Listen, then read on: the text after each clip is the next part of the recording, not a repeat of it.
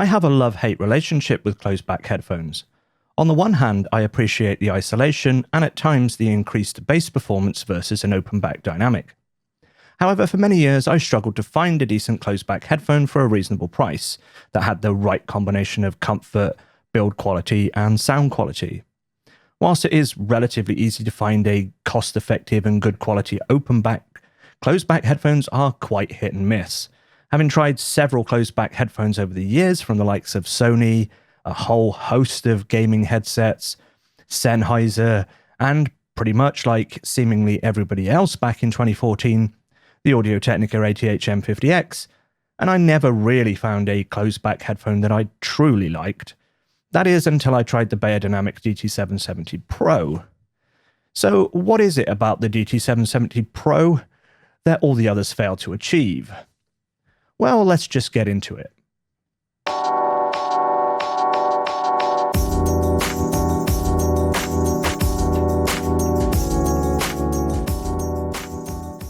Hey guys, this is Noel and this is Wheezy Reviews. Each week I take a look at something audio related and let you know what I think, so if you're into that kind of thing then make sure you subscribe. Also, I'm on Patreon now, so if you want to support the channel then check the links in the description. Making these videos takes a lot of time and money and it would really help me out a lot. Now, Wheezy Reviews is currently in lockdown thanks to the current crisis that's going on in the world. My partner is working from home and that means that I'm using closed back headphones more than open backed at the moment. Now, whilst I prefer open backed, sometimes you do need isolation.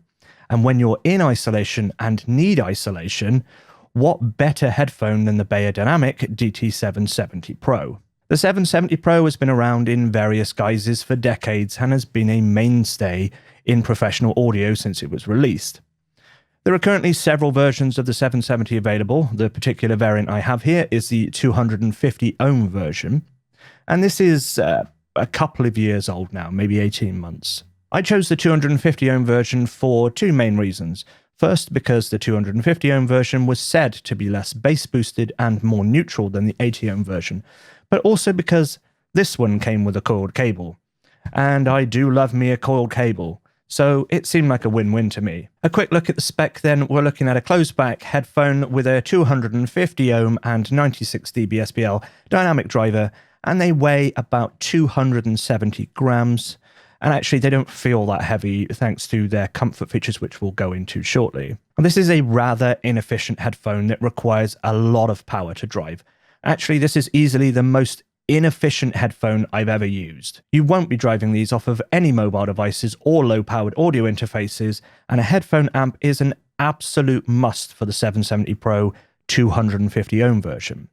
The construction is a mix of plastic and metal. The ear cups are this tough and durable plastic with this rather old-school design, often copied but never bested. The yokes themselves are metal, and the headband, you're looking at a spring steel with a removable leatherette cover which is held on with poppers. And that is easily replaceable. The padding is excellently deep and supportive, perhaps one of the most comfortable headbands on any headphone I've ever used, and the shape and curve allowing an even weight distribution across the head. The earpads are big and round with a soft and plushy padded velour. At first they don't appear to be that deep, and they're not memory foam or anything like that, but personally I find these to be exceptionally comfortable. And they are also easily removed and replaceable. The driver plate on the inside is also lined with this soft foam that again protects the ears should they be rubbing against the inside. Something to note about the earpads is that they can actually change the sound a fair bit as they wear. Primarily and generally you're going to find that the bass is stronger with new pads but can decrease as the pads age.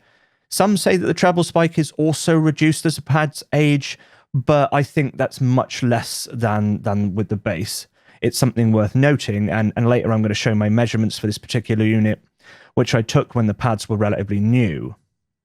Now, clamping force is, I would say, probably about medium. It's not as heavy as the DT1990 Pro, but it's heavier than the HD599, probably something similar to the HD650, but maybe a touch more than that. There's also a good amount of vertical and lateral movement to the ear cups. An adjustment is done with this ratchet method, However, they don't hold their position especially securely.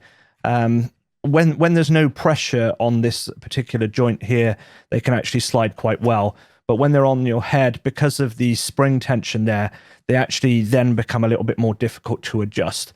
So they do stay in place once they're on your head. But when you're constantly taking them on and off your head, you'll sometimes find that they just slide up and down. It's not a huge deal, but it's something that might bother you. Now, all in all, I think that this is probably one of the most comfortable headphones I've ever worn. I'm often sat at my desk wearing these for hours upon hours at a time with no discomfort whatsoever. Now, the 770 has this single-sided cable, which is unfortunately non-removable, and is connected from the left side to the right via this externally routed cable, which comes out of the ear cups here and then underneath the padded headband over to the right-hand side. There is a small amount of slack at each side to accommodate for adjustment. Now, this is a bit of an old-school design and one that I thought would annoy me a little bit, but I never found it too bothersome. It does seem like an odd design where a lot of headphones would try and hide their cabling for a cleaner look. However, this is not just an old-school design quirk, but more of a feature. The DT770 Pro is a professional workhorse headphone. Every single part of this headphone is replaceable because the 770 has been designed to be easily serviceable. Features such as the headband cover held on with poppers and the externally routed cable are all designed with this in mind. So you might be wondering then why the cable is non-removable. And I do agree that this is a point of pain. I would much prefer to see Beyer switch to a mini XLR just like on the DT1770 and the 1990. However, in the unlikely event that the 770's cable does break, you simply pop open the left-hand ear cup and you unsolder the old cable and solder in a new one.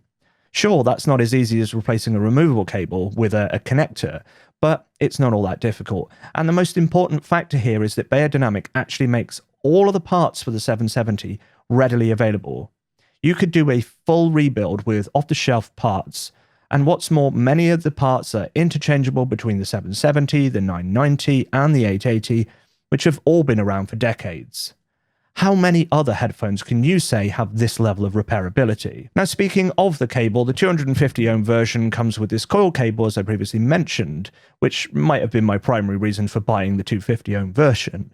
However, the 80 ohm version comes with a 3 meter straight cable. And they also come with a 3.5mm TRS mini jack with a screw-on 1/4 inch adapter. So non-removable this cable may be, but at least this one is my favorite type of cable, so it doesn't bother me at all. On that note, it is actually quite popular to mod the 770 with a removable cable. That's something I'm going to be doing with this pair soon, and I'm going to be uploading a video of that process as long as I don't destroy them whilst I'm doing it. Now, before we move on to sound, let's talk about the intended use case for these headphones. According to Beyerdynamic, the DT770 Pro has been designed as a studio headphone for control and monitoring purposes. They do not make any claims that this is a reference headphone or that it is designed for mixing and mastering in mind. This is important to note, as many people incorrectly believe that monitoring headphones are used by professionals for critical listening, mixing, and mastering. Now, closed-back studio headphones or monitoring headphones are designed as general-purpose headphones with sound isolation in mind. They're used for live events, for tracking during recording, for monitoring levels, for field recording, and so on. The sound signature of many monitoring headphones is almost an afterthought to sound isolation.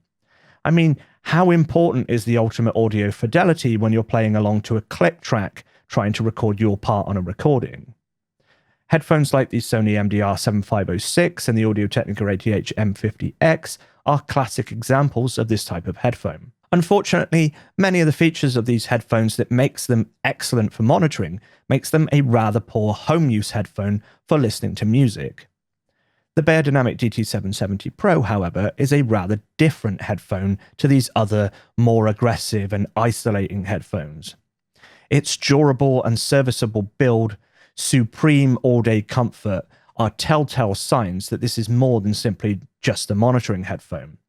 Instead, the DT770 Pro is more of a general-purpose studio workhorse. The DT770 Pro is a series of well-executed compromises that makes them one of the most well-rounded and versatile closed-back headphones available, especially in their price range. The 770 doesn't isolate quite as well as the M50X, for example. The choice to go with deep velour earpads rather than shallow pleather for a more comfortable and more open sound does mean that sound does leak from the 770 more than it does the M50X. However, unlike the M50X, the DT770 actually sounds quite open and has a really decent soundstage. In fact, the soundstage is so good, they give some open-backed headphones a good run for their money. Now, on that note, it could be argued that the lack of soundstage and forward aggressive sound signature of headphones like the M50X are actually desirable in a monitoring headphone, one in which the headphone's job is to make sure you hear the important stuff and to isolate. But whilst the 770 is probably not as good a monitor as the M50X, it is a much better all-rounder. In terms of sound, many people would say that the DT770 is not a neutral headphone, but contrary to popular misconception, they're also not an aggressively scooped, fun, V-shaped headphone. They ride a compromise between both. And it's perhaps why they're so very popular with musicians and creators. They have enough energy to be inspiring rather than pan-flat and lifeless, but not so much of an exciting signature to be way off of accurate. Actually, beyerdynamic almost seems to have landed somewhere close to Harman's idea of neutral, perhaps by accident or by design. I'm not sure. With the only significant exception being the almost the signature beyerdynamic treble spike at around 8 to 9 kHz, something I like to refer to as Mount Beyer. I think a lot of people's misconceptions about the 770 comes from the fact there is quite a big difference between each version of the 770 in terms of sound signature. The 80 ohm version is said to be much more bassy than the 250 ohm. And actually, if Harman is your ideal or your idea of neutral, then the 250 ohm version is pretty damn close, apart from that treble spike. The one complaint I hear most often about the whole range of DT770s is that the treble can be quite shrill and harsh, and that's not an unfair complaint. But in my opinion, when you put it against the likes of the M50X, these are actually not so bad. Furthermore, this is just another one of those compromises that is offset somewhat by how well the DT770 Pro handles EQ. I use my 770 for general purpose use at my desk. Most of the time that means watching Netflix, playing video games, watching YouTube and other general web content, and of course listening to music. But when it comes to listening to music, I would much prefer to use my open back headphones over any closed back, but that's not always possible, often due to my partner being around and the necessity for isolation. And for this, I've no problem adding a bit of EQ to sweeten the 770 to taste. I don't think for music that the 770 sounds bad by default, far from it, but it's not perfect, and that's okay. It is very track dependent. I can tolerate the 770 Pro without EQ sometimes, but I do prefer a little tweak, particularly to bring down some of that treble spike. So how do they sound? A short summary would be a description of the frequency response, which is W-shaped. A lot of people will tell you that the beyerdynamic DT770 Pro is V-shaped, bright and bassy, and there may be some truth with the 80 ohm version. However, for the 250 ohm version, this isn't the case. Bright, it can be, in places for sure, but in terms of bass, it's not all that boosted. In fact, I think it's fairly neutral, but that depends on your definition of neutral. Sure, the bass has a decent amount of authority, but it's not actually overly boosted. In fact, when compared to the Harman target and my own personal taste, it's pretty much spot on. I wouldn't call this a bass headphone at all, but it does have an excellent amount of extension. It's not the most articulate and detailed bass, it's not especially quick, but it's also not flabby and bloated either. Again, with the compromises. There's a dip at 200 Hz where the upper bass meets the low mids, not to the point of audible hollowness. In fact, to me, it's a lot less audible in real terms than it looks like it would be. And perhaps that's because the low bass is much more prominent, and this recession at 200 Hz probably cuts an area that would otherwise make the 770 sound overly warm, boosted, and bloated. At least that's my feelings on it. You might be bothered by that dip, but it doesn't seem to bother me. And it is also something that is really easy to EQ out. Mid-range is not at all recessed, at least not between about 300 Hz and 2 kHz. In fact, between those two numbers, it's pretty much flat. The result is it sounds just right to me. In the low treble between around 3.5 and 4 kHz, there is a bit of a dip, Again, it looks worse on graphs than it does in terms of audibility. However, it is there and it's something that you might notice. I don't personally have an issue with it. Again, you could EQ it out. Treble on the DT770 performs quite a bit better in terms of detail than the bass, and does an excellent job for a reasonably priced closed-back headphone. In fact, the only issue I have with the DT770 is from around 6 kHz up. Mount Bayer is something that either you will have an issue with or you won't. As I said before, it is quite track dependent and can make certain vocals and instruments sound a little bit shrill and harsh. Again, this is easy to EQ down. I would much prefer to have one big peak than lots of sharp peaks and dips that are much more difficult to EQ out, which is what has ruined certain other headphones for me. Just a quick look at some reference track examples then. Hotel California by Eagles. The bass has a good warmth and fullness. The 12-string is nicely bright and detailed with a good reproduction of the reverb. This is not an exceptionally detailed and or analytical reproduction of this song. It is instead a much more musical one, and it is one that I'm really quite enjoying. Moaning by Charles Mingus is maybe a little bit busy. The baritone sax at the beginning has a big full authority that sounds rather good, but the alto sax on the right borders on shrill in places. The bass is decently full, but the low end is not especially detailed or articulate. It's not the tightest or fastest bass, and it's perhaps overall a little bit warm for jazz. In Polaris by Deadmau5, this is very close to my preferred tuning. The extra energy in the upper treble helps to bring forward some of the hi-hats, the sound, but otherwise it's big and deep with impactful bass with a full warmness that doesn't lead towards bloatedness. It has a full and yet bright cutting synth lead.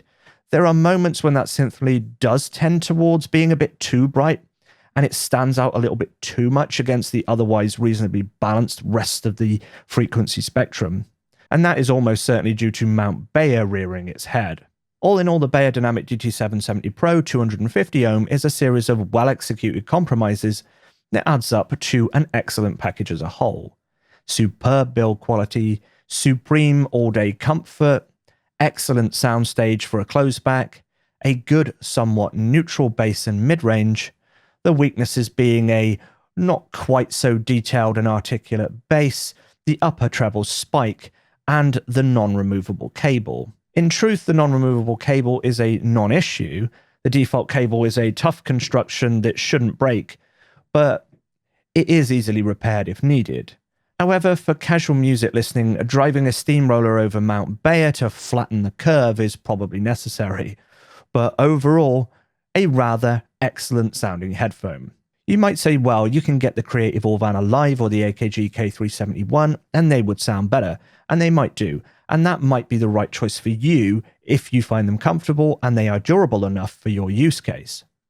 But can you drive your car over the Cal and then rebuild it, replacing the broken parts where necessary? I didn't think so.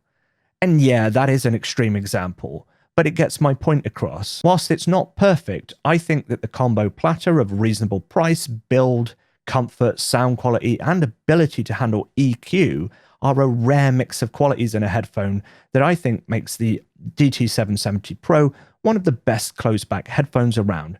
And not just closed-backs, this is actually one of my all-time favorite headphones of any type. I'm going to have more videos soon about the DT770. I'm going to try my hand at doing some modding, and I'm also going to be doing a review of the 80 ohm version soon as well. So make sure you subscribe if you haven't already. Oh, and hit that like button too. Also, I'm on Patreon now, so if you want to support the channel, then check the links down in the description. Join at any tier and get access to the Discord, or join at the $5 tier and get your name over here alongside this legend. And as always, thank you so much for watching, and until next time, have a good one.